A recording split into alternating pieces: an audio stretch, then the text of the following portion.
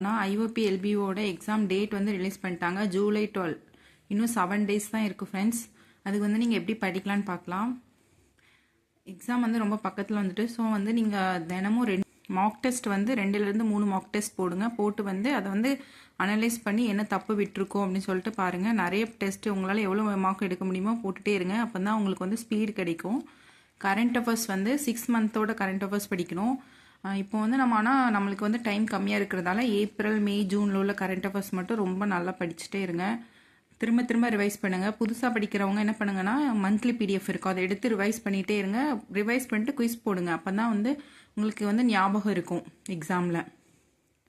படிக்கிறத தெளிவாக படிங்க. இப்போ நீங்கள் ஒரு 1 month 2 month தான் படிக்கிங்க அப்படின்னா கூட பரவாயில்ல, படிக்கிறத நல்லா தெளிவாக படிங்க. அப்போ தான் கிளியர் பண்ண முடியும். ஆப்டிடியூட் வந்து செக்ஷனல் டெஸ்ட் போடுங்க. ரீசனிங்கில் வந்து பசில் வந்து ஃப்ரீயாக இருந்தீங்கன்னா பசில் சால்வ் பண்ணி பாருங்கள். போன வருஷம் இந்தியன் பேங்க் எல்பிஓ நடந்தது. எக்ஸாம் வந்து ரொம்ப ஈஸியாக இருந்தது. ரீசனிங்லாம் எல்லா கொஸ்டின்ஸுமே போடுற மாதிரி ப்ரிலிம்ஸ் லெவலில் தான் இருந்தது. நான் அது கொஸ்டின் பேட்டர்ன் வந்து எப்படி கேட்டிருந்தாங்க கொஸ்டின்ஸ் அப்படின்னு சொல்லிட்டு ஒரு வீடியோ போட்டிருக்கேன். நீங்கள் பார்க்கலன்னா போய் பாருங்கள் ஃப்ரெண்ட்ஸ், உங்களுக்கு ஒரு ஐடியா கிடைக்கும். அதே மாதிரி தான் இந்த எக்ஸாமும் இருக்கும். கொஞ்சம் மாட்ரேட்டாக கூட இருக்கலாம். எப்படி எக்ஸாம் வரும் அப்படின்னு நம்மளுக்கு தெரியாது. ஸோ நம்ம அதுக்கேற்ற மாதிரி ப்ரிப்பேர் பண்ணிக்கணும். பிகினர்ஸ்லாம் பயப்படாதீங்க. உங்களால் கம்ப்ளீட் பண்ண முடியலையே, இவ்வளோ படிச்சிருக்கோம். இப்போ தான் நீங்கள் வந்து ஸ்டார்ட் பண்ணியிருப்பீங்க. உங்களால் வந்து ஆப்டிடியூட் எல்லாமே நீங்கள் கம்ப்ளீட் பண்ணாலும் பரவாயில்ல. எக்ஸாம் போய் எழுதிட்டு வாங்க. லைனாக திரும்ப நிறைய எக்ஸாம் வருது. ஸோ கண்டிப்பாக உங்களால் அடுத்த வர எக்ஸாமில் கிளியர் பண்ண முடியும்.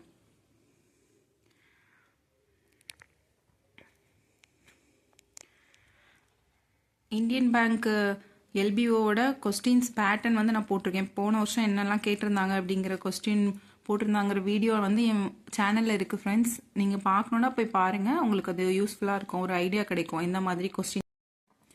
மார்க் டெஸ்ட் போடுவீங்க. போடும்போது வந்து மார்க் வந்து ரொம்ப கம்மியாக வருதுன்னு சொல்லிட்டு கவலைப்படாதீங்க. ஏன்னா வந்து எக்ஸாமில் வந்து இப்போ நம்ம மார்க் டெஸ்ட்டில் வெப்சைட்லலாம் போடுறோம்ல, ஆப்பில் போடுறத விட எக்ஸாம் வந்து கொஞ்சம் ஈஸியாக தான் இருக்கும். அதனால் நீங்கள் கவலைப்படாதீங்க மார்க் கம்மியாக வருதுன்னு சொல்லிட்டு. ப்ரெசென்டேஜ் பாருங்கள், நீங்கள் எவ்வளோ அட்டெம்ப்ட் உங்களால் கொடுக்க முடியுதுங்கிறத பாருங்கள். அதுதான் ரொம்ப முக்கியம். இங்கிலீஷ் வந்து நீங்கள் மார்க் டெஸ்ட் போடும்போது போடுவீங்களா, அதுவே போதும். ஏன்னா நீங்கள் இவ்வளோ நாள் ப்ராக்டிஸ் பண்ணியிருக்கிறதே உங்களுக்கு வந்து நல்லா பண்ணியிருப்பீங்க. ஸோ அதனால் அது பிரச்சனை கிடையாது. கரண்ட் அஃபேர்ஸ் மட்டும் படித்து டைம் வேஸ்ட் பண்ணாதீங்க. ஏன்னா எல்லா சப்ஜெக்ட்டுக்கும் ஈக்குவலாக நம்ம இம்பார்ட்டன்ஸ் கொடுத்தா மட்டும் தான் கிளியர் பண்ண முடியும். கரண்ட் அஃபேர்ஸ் படிக்கணும் ஃபுல்லாக 1 week கரண்ட் அஃபேர்ஸ் மட்டுமே படிச்சுட்டு இருக்காதீங்க. ரீசனிங், ஆப்டிடியூட், அப்புறம் இங்கிலீஷும் கொஞ்சம் ப்ராக்டிஸ் பண்ணுங்கள். செக்ஷனல் டெஸ்ட் போடுங்க. எந்த சப்ஜெக்டில் நீங்கள் வீக்காக இருக்கீங்களோ அது வந்து செக்ஷனல் டெஸ்ட் நிறையா போடுங்க. ஸ்ட்ரெஸ் ஆகாமல் படிங்க. எக்ஸாம் வந்து நல்லா பண்ணுங்கள். ஃபஸ்ட் டைம் எழுத போகிறவங்களாம் பயப்படாதீங்க. கஷ்டமாக இருந்தாலும் பரவாயில்ல, இன்னும் நிறைய எக்ஸாம் வருது. ஸோ வந்து பயப்படாமல் ஃபஸ்ட்டு இப்போ எக்ஸாமுக்கு படிங்க. போய் நல்லபடியாக எழுதிட்டு வாங்க. தேங்க்யூ.